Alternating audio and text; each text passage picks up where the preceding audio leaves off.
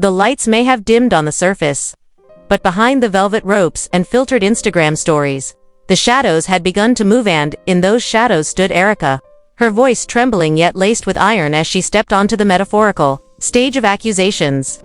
Her claim wasn't just another tabloid headline, it was a detonation. She accused Mendeecees of orchestrating a secret drug smuggling operation that had, according to her, operated under the noses of not just the fans and the industry but under Yandy's too. The world gasped. Fans froze mid-scroll. Suddenly, the curated images of Mendeecees and Yandy at black tie galas and red carpet events took on a sinister undertone. It wasn't just gossip, it felt like revelation. Social media erupted as footage leaked of Erica confronting Mendeecees backstage in a moment so raw, it looked scripted but wasn't. Her eyes were lit with betrayal. And Yandy stood to the side, unmoving, paralyzed by a truth she hadn't seen coming. While some fans stood by Mendeecees, crying foul, and labeling Erica as an opportunist, hungry for relevance, others couldn't shake the eerie feeling that this was the culmination of whispers that had lingered for years. Anonymous insiders came forward, hinting that Erica had stumbled upon encrypted shipping manifests tied to warehouses allegedly run by Mendeecees' inner circle. The police, staying quiet publicly, had reportedly begun discreet inquiries, and caught between love and devastation was Yandy, her entire identity shaken. According to her closest friends, she couldn't reconcile the man she'd defended on television with the version Erica was describing. The tension thickened as fans began demanding receipts, and Mendeecees' PR team scrambled to release a cold, formal denial. These accusations are outrageous and entirely without merit. But Erica was not finished. She vowed to bring proof. She promised this wasn't the end, it was just the beginning. In private, Erica's fingers trembled against her designer dress as she relived every moment. The hush of the backstage hallway, the click of her heels, the flash of the paparazzi, and the moment she leaned in close to Mendeecees and whispered, "What's in those bags you keep flying with?" She saw it, that flicker in his smile. Gone in a blink. "You don't know what you're talking about," he said. But she did. She had followed the trail of late-night deliveries, of taped-up boxes labeled with cryptic symbols, routed through the very same warehouse that Mendeecees had claimed was for promotional material. And when she exploded backstage, screaming that he had been moving product for months, Yandy didn't deny it. She didn't do anything. She just stood there, caught in the crossfire of truth and disbelief. The footage leaked. The fans debated. Was Yandy complicit? Or just another pawn? Commentators, bloggers, and gossip columnists chimed in like vultures circling a fresh kill. Inside sources claimed it all began when Erica noticed new designer luggage appearing and disappearing from Mendeecees' closet. She discovered hidden compartments. Inside, small vials of white powder and brass-stamped letters that matched known smuggling symbols from a notorious East Coast trafficking ring. Her hands shook as she pocketed the evidence. That night, shaking with adrenaline, Erica called Yandy. "I need to show you something," she whispered. "It's about your husband." Silence. Then, quiet sobs. "I'm on my way." When Yandy arrived, her face was already red. She found Erica pacing, holding a folder of damning documents. Yandy didn't yell. She didn't accuse. She looked broken. "Are you sure?" she asked. Erica pressed the papers into her hands, and Yandy stared at them like they were ancient curses, unraveling the image she had built. Then came the bank statements, the intercepted phone calls, the maps connecting drop points to fake businesses. Yandy collapsed onto the floor, whispering, "How could he?" But outside that room, Mendeecees' loyal followers were already crafting a counter-narrative. A close friend released a public statement claiming Erica was lying out of jealousy, fame hunger, or revenge. But whispers persisted. A flight attendant, granted anonymity, claimed she was offered hush money to ignore suspicious crates on Mendeecees' private flights. When an argument between Mendeecees and a Gaunt associate leaked, showing them outside a club at dawn, panicked and discussing moving tonight before they get too close, the internet erupted. They was assumed to be Erica. Then came the confrontation between Yandy and Mendeecees. "Who is he?" she asked, referencing the courier seen in leaked footage. "What is he to you?" Mendeecees stared at her with empty eyes and muttered, "This is bigger than us." She didn't blink. "Then I will expose it alone." He walked away, but the cameras didn't. That moment, of Yandy standing alone as the truth shattered around her, was broadcast to millions. Fans began choosing sides. Some called Erica brave. Others called her calculated. Some insisted Yandy had always known. Others swore she was a victim. Erica, fueled by sleepless nights and moral obligation, held a press conference in a downtown loft, revealing timelines, recorded calls, and tracking codes. She pressed play on a recording. Move it at midnight. Yandy can't know. The room gasped. Photographers snapped. Bloggers scrambled. Yandy, seated behind her, wept silently, her grief broadcast to the world.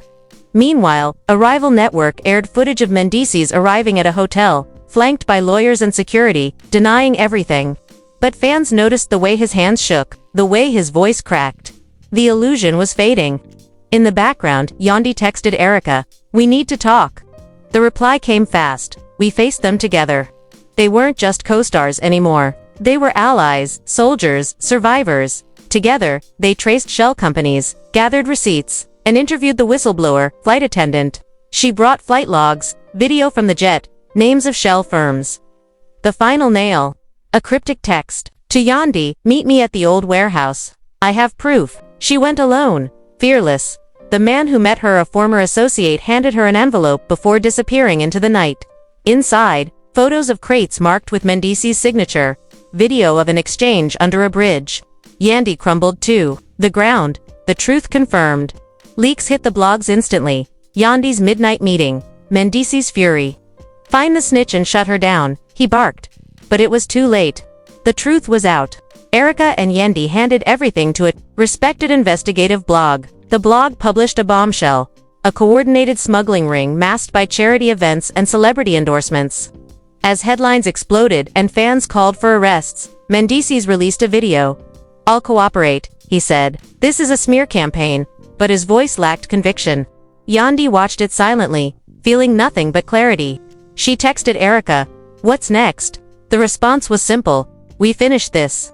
As dawn broke across the city, casting long shadows over a world still reeling from the fallout, Yandy stood in her dimly lit mansion, eyes locked on the news coverage that now dominated every major outlet. Helicopter footage showed uniformed officers arriving at her estate, warrant in hand, to seize electronic records tied to the growing investigation. The gates opened slowly, reluctantly, as if the house itself wasn't ready to surrender its secrets. Behind a velvet curtain, Yandy watched them step inside, silent, focused, methodical. Her heart pounded, not from guilt, but from the sheer weight of public judgment crashing down upon her home. Behind her, Erica whispered calmly, "Stay grounded. You've done nothing wrong." But nothing felt steady anymore. The life she had built with Mendeecees, the empire, the image, the illusion was unraveling thread by thread. Meanwhile, a new weapon entered the arena. A smear blog, likely funded by Mendeecees' team, posted a sensational claim that Erica and Mendeecees had once been romantically involved. The implication was clear. Jealousy fueled her mission. The internet, as expected, split down the middle. Some accused Erica of chasing clout. Others pointed to the hard evidence, calling the smear a last-ditch distraction. Unbothered Erica kept moving. In a dim garage, she met once again with the flight attendant turned whistleblower, who handed over a second, thicker envelope. "Thicker envelope. I have more," she said quietly. "Flight logs, voice recordings from the jet, offshore accounts. But be careful, they know I'm talking." That night, a new wave of subpoenas hit the shell companies tied to Mendeecees, and federal agents raided the East Coast warehouses where Erica had first unearthed the mysterious crates. The footage aired in real time, rows of boxes, manifest books, stamps bearing secret emblems. It was no longer a rumor. Even law enforcement admitted the case had merit. That same day, Mendeecees, cornered in his high-rise bunker, faced his advisors. His publicist ranted in panic, "The narrative's slipping, we need a new angle." One lawyer suggested a settlement. Another advised a full-blown press conference with celebrity endorsements, but Mendeecees, hollow-eyed, stared out at the skyline, murmuring, "I can't buy my way out of this." He finally agreed. Take it to court. Fight everything. Back at the safe house, Erica and Yandy met with their legal team and a crisis manager. Charts covered the walls. Witnesses had been contacted. Affidavits secured. "This might cost you everything," one lawyer warned. Yandy, eyes filled with grit, replied, "Then let it cost me, but I'll walk away clean." That night, she filmed a candid video. No makeup. No glam. Just raw truth. "I loved someone who betrayed me," she said to the lens. "I believed in a dream that turned out to be a lie." But I choose truth over reputation. Her words cracked through the internet like lightning, trending worldwide under #Justice for Yandy. Meanwhile, Erica, steady as ever, released a written statement to the press. Measured, resolved. No theatrics. She spoke of duty, friendship, and the moral cost of silence. Loyalty isn't covering for crimes, she wrote. It's standing, with the ones left broken by them. And then came the final twist. Late at night, Mendeecees' former assistant Long, rumored to have vanished, appeared at his penthouse door. Her eyes met his. I did what I had to do, she said coldly. Now you owe me the truth. He didn't answer. He didn't have to. That same morning, national headlines screamed. Federal agents launch investigation into alleged smuggling ring tied to Mendeecees. The fallout was instant. Corporate sponsors severed ties. Charity boards suspended collaborations. Old interview clips resurfaced, now scrutinized through a different lens. The empire of smiles and filtered perfection collapsed like a house of cards. Inside the safe house, Yandy and Erica met with a spiritual advisor. A candle flickered between them as they whispered fears and hopes. I'm afraid of what's coming, Yandy admitted. Erica took her hand. Then let's face it, head on, no more hiding. The legal battle ramped up fast, depositions, hearings, leaked transcripts, courtroom dates. The media couldn't get enough. Twitter trended with each revelation. TikTok exploded with breakdowns of audio clips and courtroom sketches. But Yandy, for the first time in years, began to sleep without nightmares. She knew who she was now, not a wife, not a prop, but a woman who stood for truth. Erica, too, found a strange peace. Her mission had grown beyond revenge. It had become a movement, a cultural reckoning on loyalty, fame, and the price of silence. And then, for the first time since the scandal broke, Mendeecees stepped outside.